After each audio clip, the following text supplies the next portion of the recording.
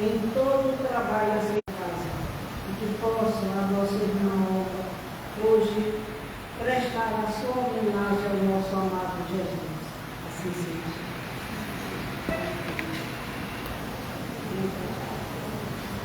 Pode virar, né? Eu vim pra cá, né? É. Quer ficar no meio?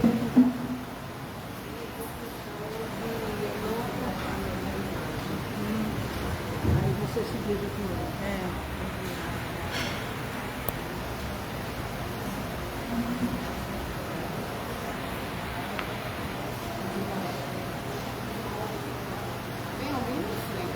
Sou eu.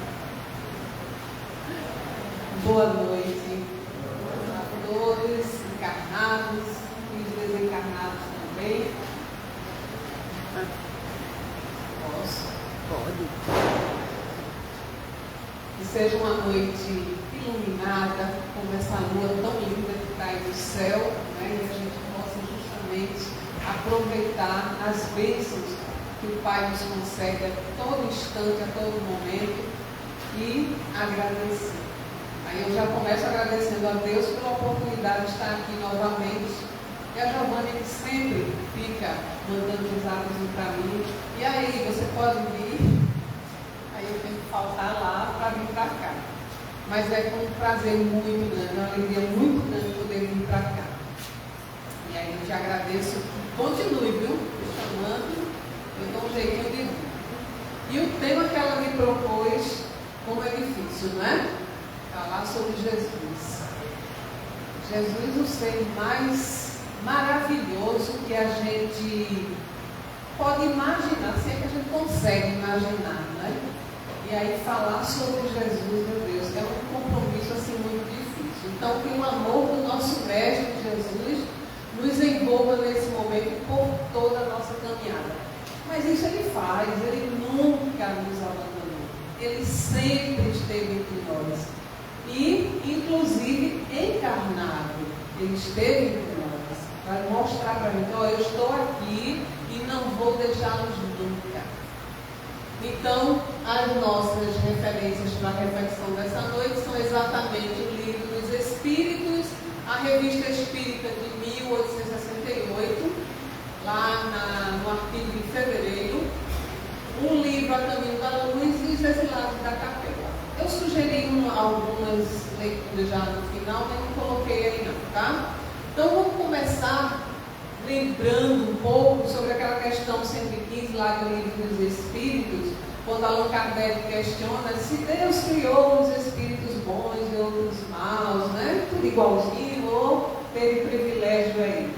Porque às vezes a gente pensa assim, Jesus, né, esse ser maravilhoso, perfeito, com certeza não foi criado por nós. Será? Se a gente partir daquele princípio que a gente acredita, né, que Deus é perfeito, o perfeito não erra. Se não erra, também não comete injustiça. Então seria justo ele criar uns melhores do que outros? Então a gente vai raciocinando por essa linha lógica e percebe que Jesus possivelmente, ou melhor, com toda certeza, foi criado igualzinho a gente. Portanto é que os espíritos superiores nos respondem que Deus criou todos os espíritos simples e ignorantes e deu a cada um uma missão com o fim de esclarecê-los e de fazê-los chegar à perfeição pelo conhecimento da verdade. A resposta é um pouquinho mais comprida, eu dei uma enxugadinha. Quer dizer, ele criou todos nós iguais. Na verdade, como eu sempre repito, aquele princípio inteligente, a gente não era nem gente, era só um princípio. Então, a partir daí, a gente vai desenvolvendo as nossas potencialidades e vamos progredindo, tanto intelectualmente quanto moralmente. E Jesus foi um desses seres criados por Deus. Então, lá no livro, ou melhor, desculpa, na Revista Espírita de 1868, na edição de fevereiro, o artigo cujo título é Os Messias do Espiritismo, no item 4, ele diz o seguinte: ao lado de Deus estão numerosos espíritos chegados ao topo da escala dos espíritos puros, que mereceram ser iniciados em seus desígnios para dirigir, falta um R aí, a sua execução. Deus escolheu entre eles seus enviados superiores, encarregados de missões especiais, poder chamá-los Cristos. Então, Cristos, vejam aqui o pluralzinho. Cristos são todos esses espíritos que alcançaram o máximo dessa escala evolutiva que a Allan Kardec traz para a gente lá no Livro dos Espíritos, a escala espírita, né, para a gente compreender melhor o nosso processo de evolução.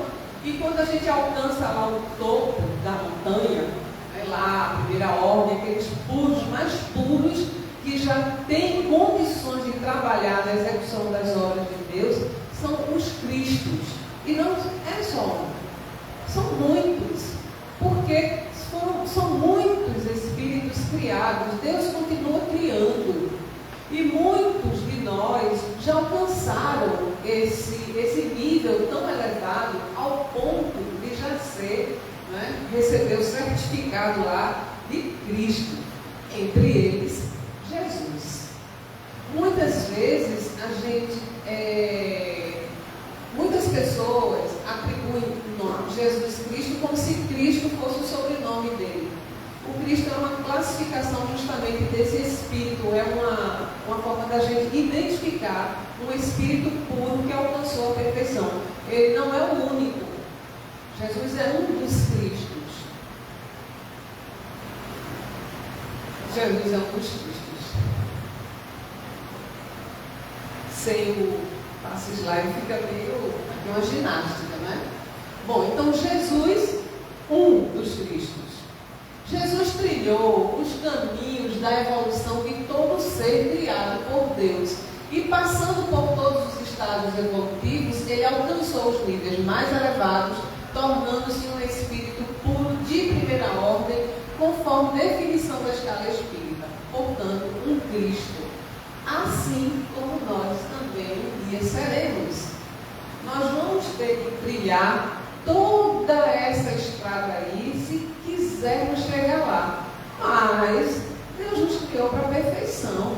A obra dele é perfeita, ele não erra e nenhuma receita vai embolar. Né? Todos nós, um dia, seremos seres angelicais. Um dia, todos nós alcançaremos lá o topo da escala espírita e seremos espíritos puros. Mas isso a gente precisa trabalhar bastante, assim como Jesus trabalhou. Esse mestre iluminado, o nosso mestre, ele nos ensina o caminho, ele nos ensina como que a gente pode alcançar, porque ele trilhou tudo isso. Então Jesus domina todo o conhecimento, coisas que a gente sequer tem capacidade de imaginar em qualquer campo. Jesus domina todo o conhecimento. E Jesus é aquele ser tão puro, que somente as virtudes fazem parte do seu caráter, das suas emoções. Ele não tem nada mais a corrigir, a expiar, a resgatar. Ele já não tinha quando aqui esteve, e assim mesmo foi para a cruz, por nossa causa. Não é? Então nós é que ainda somos seres rastejando aqui, mas a caminho dessa evolução para a qual o Pai nos criou.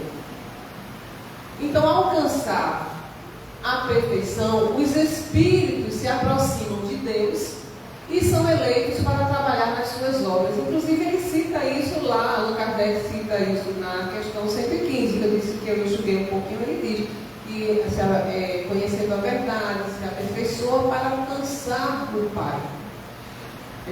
Tendo Jesus alcançado a perfeição, foi o Espírito escolhido por Deus para trabalhar na organização do planeta Terra. Então, aqueles Espíritos que alcançam, vão trabalhar. Não vai ficar lá no bem bom, dizer, agora vou descansar, já consegui, fiz todo o meu trabalho, fiz a minha parte, pronto. Não, agora é que vai trabalhar mesmo. Né? Se preparou para o trabalho junto ao Pai. Aí o Pai confia as obras que ele precisa e passa a missão para esses espíritos, entre eles Jesus, escolhido para organizar o planeta Terra. Quer dizer, se a Terra tem aproximadamente, conforme a ciência nos explica, 4 bilhões e meio de anos, Jesus já, como disse ali, Jesus já existia, porque foi ele quem ajudou a construir todo o planeta. É difícil para a gente entender como isso se processa diante ainda da nossa condição ainda tão inferior. Nós precisamos de muito mais conhecimento para compreender como é que se dá o processo de construção de um planeta a partir, orientado, guiado, organizado por um Espírito, como Jesus. Então a gente não pode se comparar com ele ainda, porque ele está muito além da gente. Mas ele é tão bom, tão maravilhoso, que ele veio e se falou para nos mostrar que é possível alcançar a perfeição. Lá no capítulo 1, cujo título é A Gênese Planetária, do livro A Caminho da Luz, tem um item chamado A Comunidade dos Espíritos Puros. E ele diz assim: rezam as tradições do mundo espiritual que na direção de todos os fenômenos do nosso sistema existe uma comunidade de espíritos puros e eleitos pelo Senhor Supremo do Universo, em cujas mãos se conservam as rédeas diretoras da vida de todas as coletividades planetárias. Essa comunidade de seres angélicos e perfeitos, da qual é Jesus um dos membros divinos, ao que nos foi dado saber, apenas já se reuniu nas proximidades da Terra para a solução de problemas decisivos da organização e da direção do nosso planeta por 2 vezes no curso dos milênios conhecidos. Vejam, informações que nos foi possível saber. Quantas coisas desconhecemos. É muita coisa. O que a gente sabe é só aquela pontinha lá do iceberg, né? Mas Jesus se reuniu. Jesus não é o único governador, ele não governa só a terra, ele é um governador, digamos, ele tem muitas tarefas. Então a terra é só uma delas, ele trabalha bastante. E nesse processo, esse grupo, essa comunidade de espíritos puros se reúnem para decidir a vida planetária daqueles que estão sob a sua orientação. Então a primeira reunião que ocorreu foi justamente para tratar da organização da estrutura planetária. Como é que iria se desenvolver esse planeta? Como seria a estrutura? Traçar mesmo o projeto. Estavam lá os engenheiros espirituais, tudo traçando como seria esse planeta. E também sobre a organização da vida na matéria nesse planeta. Cada mundo tem suas características. E a Terra, quando foi construída, foi pensada justamente em todas as características da matéria que aqui habitaria. A segunda reunião foi para saber quem substituiria o governador na direção do planeta. Ele ia encarnar. Quem ia ficar no lugar dele? Né? Então, quem era? Então, uma das decisões que eles iam tomar. Eu não sei quem ficou. E a segunda, quem seria escolhida para ser a mãe de Jesus? Porque Jesus, aquele ser maravilhoso, perfeito, já espírito puro, para encarnar aqui na Terra, precisava vir pelos meios normais que todos nós viemos aqui, através de uma gestação, né? Nascer de um parto. Então ele tinha que ter uma mãe e um pai para gerar aquelas células, aquele corpo físico, para que ele pudesse aqui estar encarnado. E aí, quem seria a mãe dele? Já pensou ser a mãe do ser daquele? Eu confesso que eu não queria essa responsabilidade não, né? Mas isso foi um assunto discutido e Maria foi escolhida para receber como filho um Cristo. Vários Cristos já existiam, então iam decidir qual era o Cristo que vinha para cá. E aí Maria foi a escolhida. E por que Maria foi escolhida, né? Primeiro, houve toda uma preparação do perispírito para poder encarnar na Terra. Todos nós, para encarnar, tem uma preparação do perispírito. Só que como nós somos seres ainda muito inferiores, a gente consegue isso muito rapidamente, porque a gente ainda está no mesmo nível de vibração desse planeta. Então não tem muita dificuldade não. Porém, Jesus e Maria, já seres bastante evoluídos, num nível de vibração muitíssimo elevado, não era tão simples encarnar num corpo como esse. Precisava de todo um preparo do perispírito para suportar toda aquela energia daquele ser.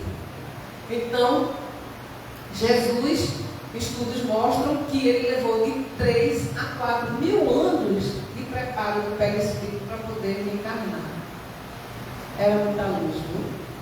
Aí eu assisti uma vez uma pessoa falando sobre isso e ele dizia assim: imaginem como se a gente quisesse colocar toda a água do oceano dentro de uma garrafa PET. Não tem como, né? Então precisaria de um preparo da ciência muito avançado para compactar todas aquelas moléculas lá daquele oceano de uma forma mais tão condensada que coubesse ali, naquela garrafa PET. Então, para Jesus encarnar no corpo daqui da Terra, com as características grosseiras, né, esse corpo de carne e osso, ele precisou preparar bastante para que pudesse, aquele nível de vibração daquela energia intensa, poder habitar um corpo físico sem danificá-lo, porque era energia superior demais.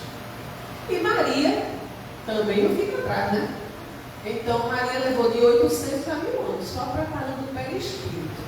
E aí ela veio para poder receber o Cristo. E por que Maria foi a escolhida? Que era mais bonita? Porque foi a que se inscreveu primeiro? Não. Porque tinha alguma coisa para espiar? De jeito nenhum. A mulher que seria a mãe do Cristo teria que ser uma mulher de elevado nível espiritual, sem mácula, um espírito superior que não tivesse mais débitos a resgatar. A gente, quando vê a história, né, falando todo aquele sofrimento de Maria, já imagina assim, porque o espírito só acha que quem sofre é quem está resgatando alguma coisa. Então Maria estava resgatando. Não, Maria não estava resgatando nada, não tinha mais nada a resgatar. Tinha que ser um ser especialmente forte, que conhecesse o verdadeiro significado da palavra amor, um ser cheio de coragem, resignado e submisso à vontade do Pai. Assim era esse espírito chamado Maria de Nazaré, a mãe de Jesus.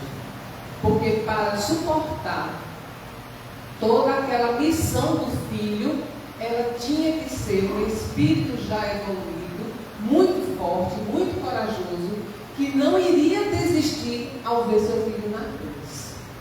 Que passando por toda aquela dor de perder um filho, ela ainda daria continuidade ao trabalho que o filho iniciou e mais ainda, ela perdoaria e salvaria aquele que traiu o filho, Judas.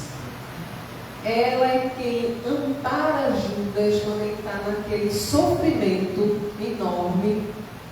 Tem até um poema, mas eu não estou com ele aqui agora, onde ele questiona quem é aquela mulher tão boa, tão iluminada, aquele ser, aquela mulher, aquele ser, aquele anjo que vem socorrer. E aí ela diz, ela chama ele, você é meu filho. Então Maria era de uma evolução muito grande, sentimentos inferiores não faziam mais parte daquele ser, né? Então ela foi quem veio para poder receber Jesus. E ainda no texto lá da Revista Espírita, o mesmo, os Messias do Espiritismo, já no item 3 ele diz assim: quando uma transformação redenção da humanidade deve operar-se, Deus envia em missão um Espírito capaz, por seus pensamentos e por uma inteligência superior, de dominar seus contemporâneos e de imprimir às gerações futuras as ideias necessárias para uma revolução moral civilizadora. Jesus Cristo foi um desses enviados excepcionais. Então, quando a gente observa a história de Jesus, quando ele esteve entre nós, e lê um texto desse, a gente começa a encaixar as coisas, não é? Então, a humanidade vinha passando por um momento de muita descrença. Ou a gente vinha vivendo muito sobre o materialismo. Não se acreditava na vida futura. Existiam ideias, inclusive, as pessoas pensavam muitas vezes, tinham ideias distorcidas. Às vezes pressentiam necessidade de acreditar em algo para se fortalecer, mas não era aquela fé cega, não era aquela fé com lógica raciocinada. Então as pessoas estavam muito desorientadas, inclusive às vezes adorando a vários deuses. Então tinha que vir um ser com pensamentos e inteligência superior, claro, para poder operar uma transformação. Mas essa transformação não aconteceria pelo simples fato de Jesus, esse ser superior, chegar aqui e encarnar e dizer, olha, eu sou o Filho do Pai. Não é assim. Porque a transformação, ela acontece em cada um de nós. Não é uma mágica que ele vem e transformou toda a humanidade ali e colocou todo o conhecimento na cabeça de cada um. Não. Ele veio, trouxe o seu conhecimento, trouxe todas as lições necessárias para uma revolução moral civilizadora, que não aconteceria da noite para o dia. Jesus Cristo foi esse ser. Então, tudo isso só ia se repercutir no futuro. Ele veio e deixou as sementes. Então, toda essa transformação acontece dessa forma. Então, quando se precisa, quando o planeta, no caso a Terra, vamos supor, precisa passar por uma transformação, Deus envia aquele ser em condições de provocar essa transformação. A missão de Jesus, então, era justamente o resgate da humanidade. Era fazer com que a humanidade despertasse e pudesse caminhar em busca dessa perfeição, pudesse se aproximar mais de Deus, desenvolvesse mais aquelas virtudes que deveriam existir no ser humano, ao invés das imperfeições. E aí ele veio e começou a ensinar o amor, a tolerância, a compreensão, o perdão. Então Jesus veio trazer essas lições simples, mostrando como fazer. E foi por isso que ele precisou estar aqui entre nós. Não adiantava mandar só o manual. Ele tinha que mostrar. Se ainda assim a gente não aprendeu ainda, imagine se ele não tivesse vindo aqui. Então Jesus não veio destruir a lei, isto é, a lei de Deus. Veio cumpri-la, isto é, desenvolvê-la, dar-lhe o verdadeiro sentido e adaptá-la ao grau de adiantamento dos homens. Por isso é que esse nos depara, como desenho, nessa lei, o princípio dos deveres para com Deus e para com o próximo, base da sua doutrina. Então ele não veio destruir lei nenhuma, ele veio mostrar que era preciso cumprir, mas era a lei de Deus, as leis divinas, a lei de amor. Então ele veio justamente com essa missão de resgatar a humanidade. Disse-lhe Jesus, isso está em João, no capítulo 14, no versículo 8. Disse-lhe Jesus, eu sou o caminho, a verdade e a vida. Ninguém vem ao Pai senão por mim. Às vezes eu lia tanto essa frase e ficava difícil de entender. Como, né? Ninguém vai ao Pai senão por mim. Como é que eu faço? Dou a mão e ele me arrasta e me leva?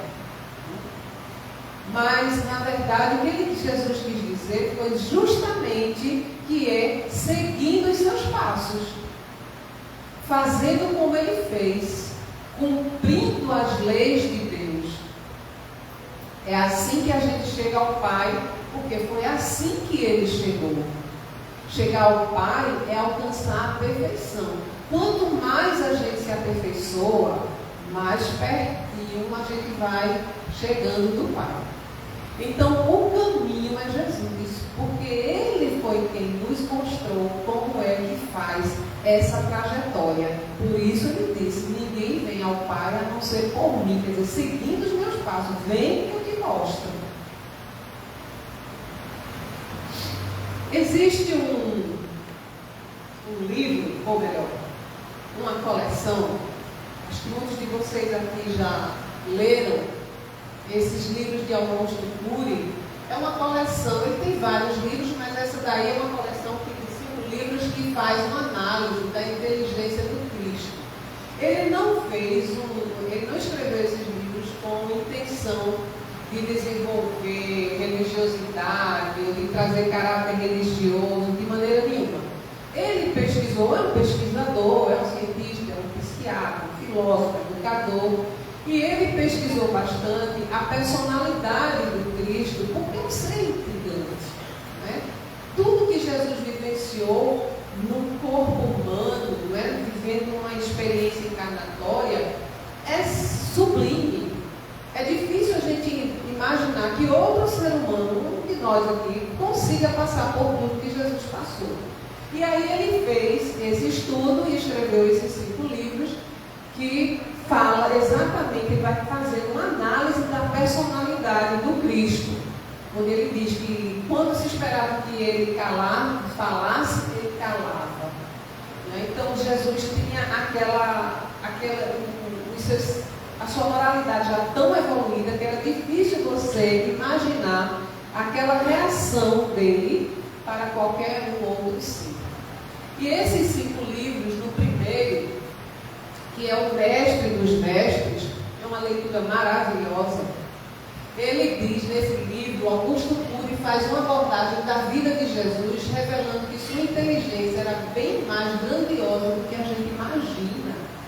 Se a gente acha que Jesus é superior, quando ele vai investigando todas aquelas fatos, a vida de Jesus, ele vai vendo que aquela inteligência é muito mais. Por isso que ele chama de mestre. É a inteligência maior que ele poderia compreender. Já no segundo livro, que é o Mestre da Sensibilidade, ele estuda as emoções de Jesus, como ele foi capaz de suportar as maiores provações em nome da fé. Tudo aquilo ali tinha um propósito, que era nos ensinar. Porque para a gente é muito fácil quando a gente diz, eu tenho fé. Eu sou uma pessoa de fé, eu creio em Deus, eu amo a Deus, eu amo a Jesus. Quando está tudo bem. Mas e na hora da dor, né, do aperto, né, aquela prova difícil? Será que essa fé aí não balança? Será que em algum momento a gente não faz pelo menos aquela pergunta? Por que comigo? Será que a gente não blasfema? Quantos se revoltam? Não acredito em Deus. Não, se realmente existisse Deus, eu não estaria passando por isso. Então, Jesus mostrou que no meio de todo aquele sofrimento dele, sem necessidade, né? Ele não perdeu a fé em momento nenhum. Ali sim é a fé inabalável no Pai. E foi isso que ele veio também nos ensinar. No terceiro livro, que é o Mestre da Vida, ele reflete sobre as profundas mensagens deixadas por Jesus desde a sua prisão e o seu julgamento até a sua condenação à morte na cruz. Então ele vai trazendo na leitura do livro essas mensagens, fazendo uma reflexão. Às vezes mensagens, quando a gente lê, a gente não entende muito bem, quando ele vai fazendo aquela reflexão, mas é uma delícia. Fez uma leitura maravilhosa. No quarto livro,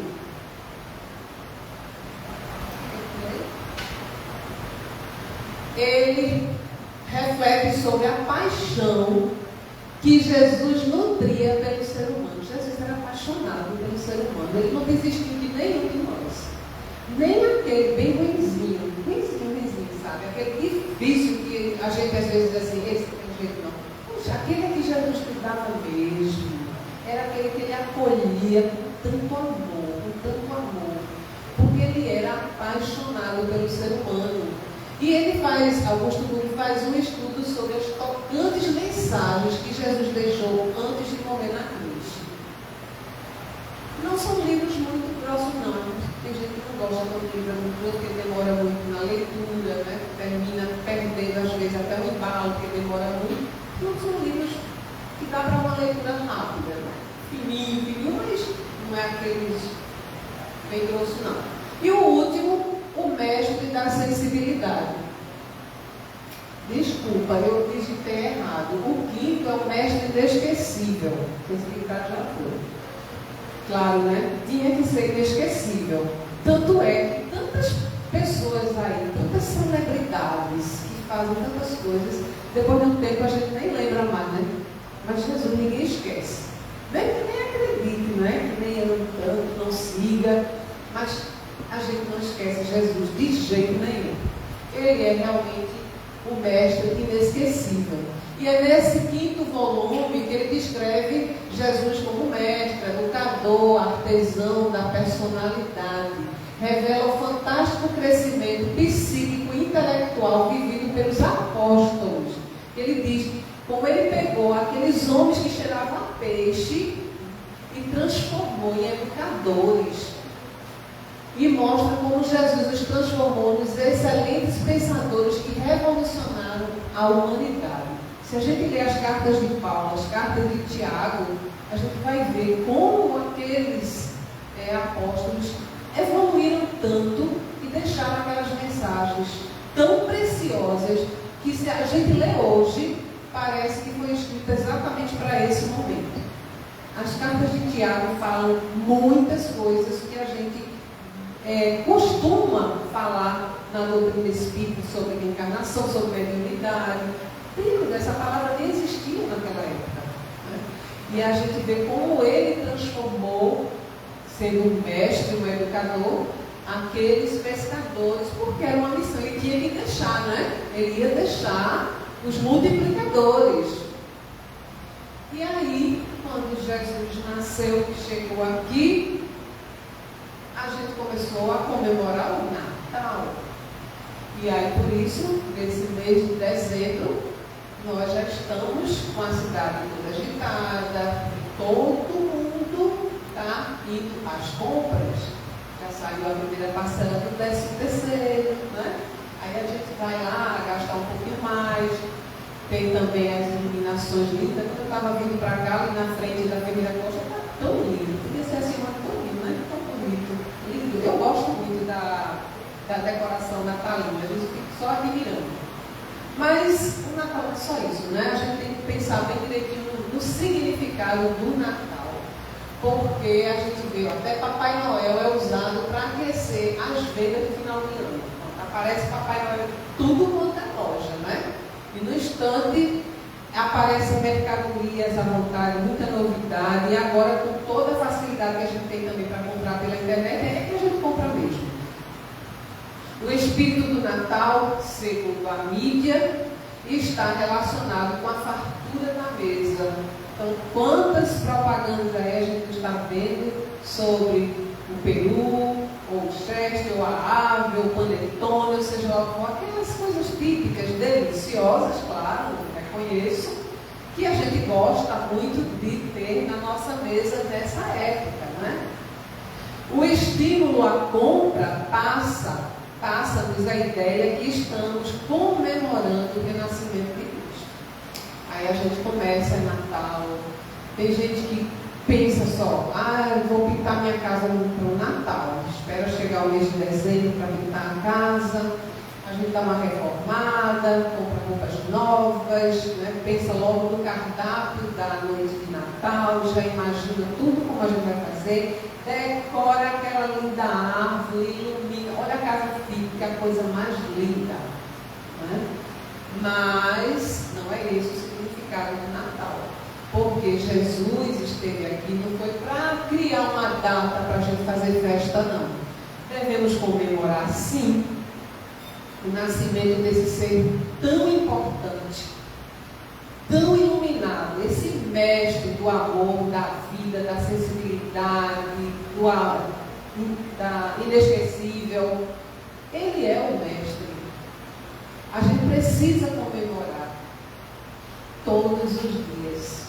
Todos os dias lembrar dele, mas principalmente se esforçar para segui-lo, porque ele veio justamente para nos mostrar como chegar ao Pai. Então Jesus veio com uma mensagem de amor, não esse amor vulgar que a gente conhece, né?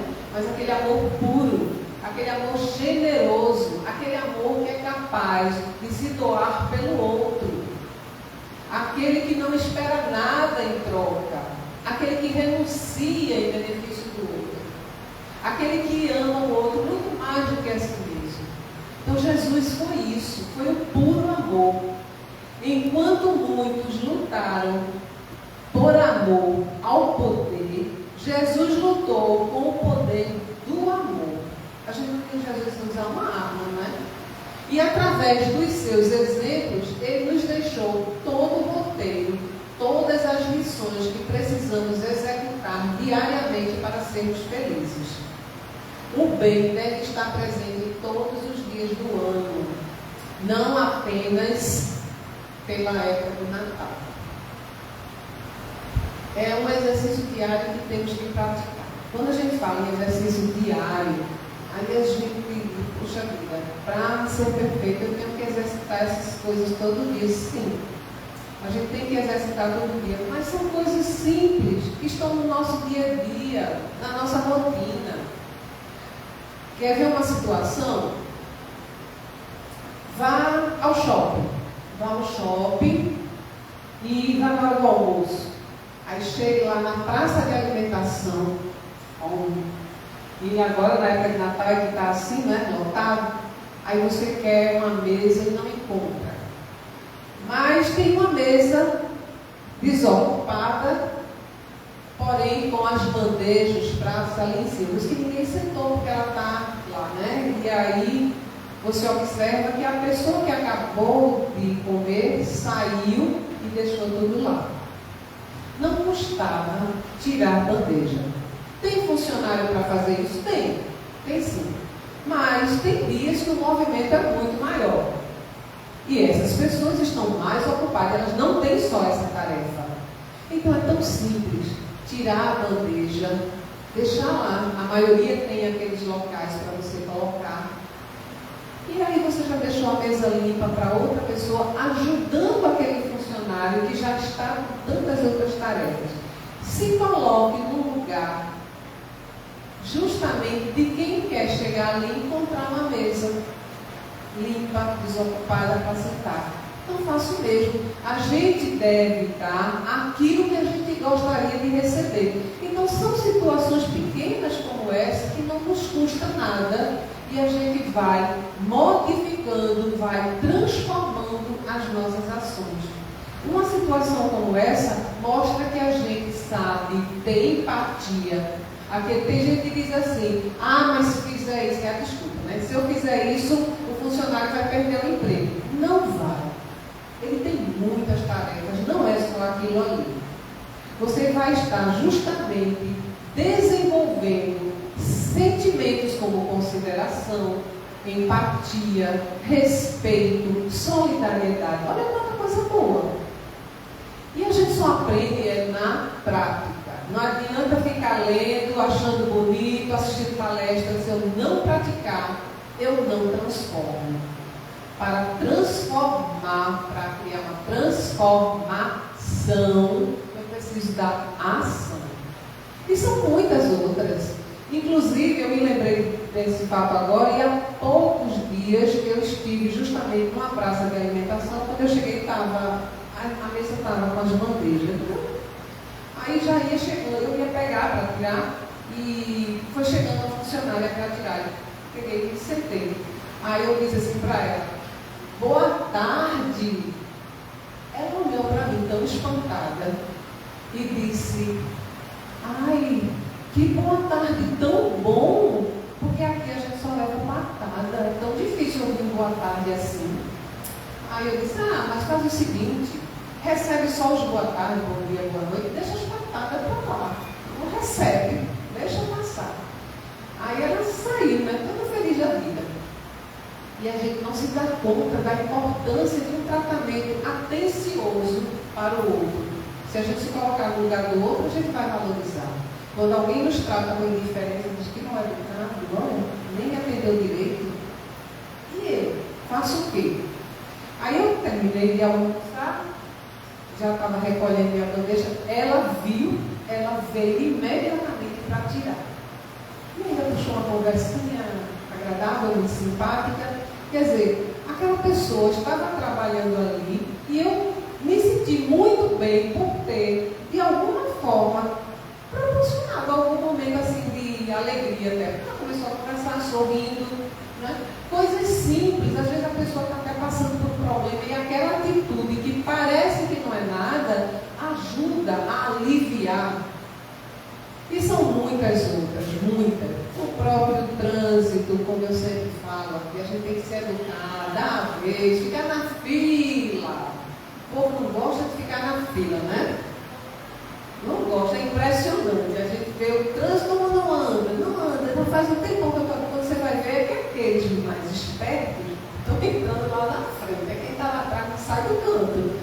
Não é o trânsito que está melhor, é o povo que está mal educado. Então a gente precisa se educar. A questão do respeito, né? Da solidariedade, da fraternidade, ajudar. Tudo isso são exatamente as ações que Jesus nos ensinou. O perdão. Ou coisa difícil. Quer ver uma coisa? A gente diz que nós somos cristãos. Eu sou cristã. Né? Aí a gente diz: eu sou cristã. Ser cristão não é simplesmente seguir o cristianismo, é seguir Jesus. E Jesus, aí eu pergunto, quantos de nós perdoa não 7 vezes, mas 70 vezes 7 vezes? Peraí, mas depende. A gente tem que perdoar sempre, seja qual for a mágoa, o perdão, a ofensa. Nós temos que perdoar incondicionalmente. Porque é assim que a gente vai se exercitando para chegar lá no topo. Porque foi assim que Jesus chegou lá. E aí ele ensinou: perdoa. Ele perdoou Judas. Ele perdoou a gente. Estava lá crucificando. Aí ele disse: Pai, perdoa. Eles não sabem o que fazem. A gente ainda não sabia, mas já tivemos muito tempo mais. 2000 anos, né, que a gente crucificou ele lá. Então já tivemos assim um bom tempo para a gente refletir sobre todos os nossos erros, as nossas atitudes e tentar mudar. Então Jesus, quando esteve com a gente, só nos ensinou o amor. E ele foi o nosso melhor presente de Natal. Há mais de 2000 anos ele chegou em nossas vidas nos banhando de emoção, de renovação. Ele veio para nós resgatando sentimentos perdidos no tempo, recuperando laços frouxos, nos enchendo de força, alegria, esperanças e fé. Nos presenteando com união, com amor, com solidariedade, despertando nossos sentidos, nos lembrando da força da família, da fé no divino, da importância de confiar em Deus. Ele foi o nosso melhor presente de Natal. A gente tem que agradecer todo dia. No Natal, agradeça Jesus ter vindo para a gente. Senão a gente estaria muito pior do que a gente está hoje. Se o mundo ainda está como está, estaria muito pior se ele aqui não tivesse vindo. Porque muitos de nós, muitos que lá estavam crucificando, já alcançaram a sua transformação, graças aos ensinamentos dele. Então nós precisamos fazer com que seja Natal todo dia. Acho que todo ano a gente ouve isso, não é? Mas a gente continua fazendo Natal só em dezembro. juntando a roupa que a gente não nos serve para entregar em dezembro para as instituições que fazem a caridade, para entregar algum alimento para a cesta básica que vai ser entregue no Natal. Mas a fome cai na porta todo dia. E muitas vezes nós tratamos melhor um cachorro. Eu sou amiga dos animais. Não estou criticando quem cuida muito bem dos seus animais de maneira nenhuma.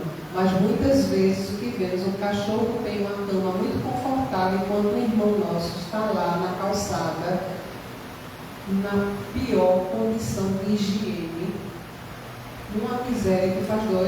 Quando eu passo, eu me vejo naquela situação, eu fico pensando, meu Deus, que perspectiva de vida essa pessoa tem? Será que na cabeça deles existe algum pensamento de projeto para o futuro? A gente faz projetos, né?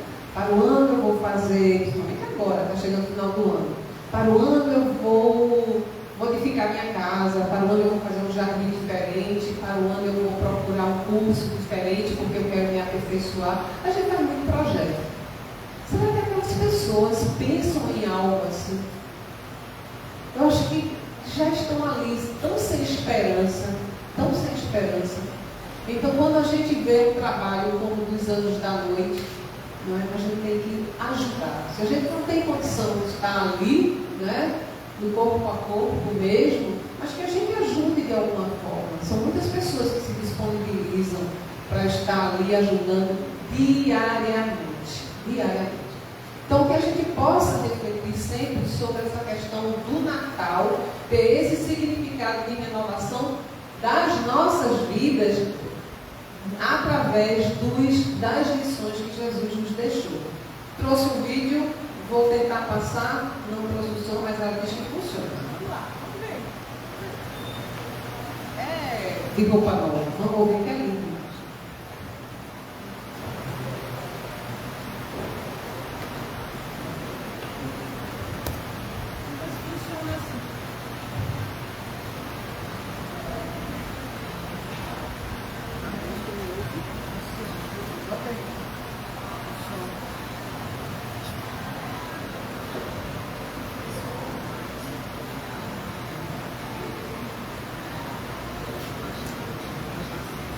Tá bem baixinho.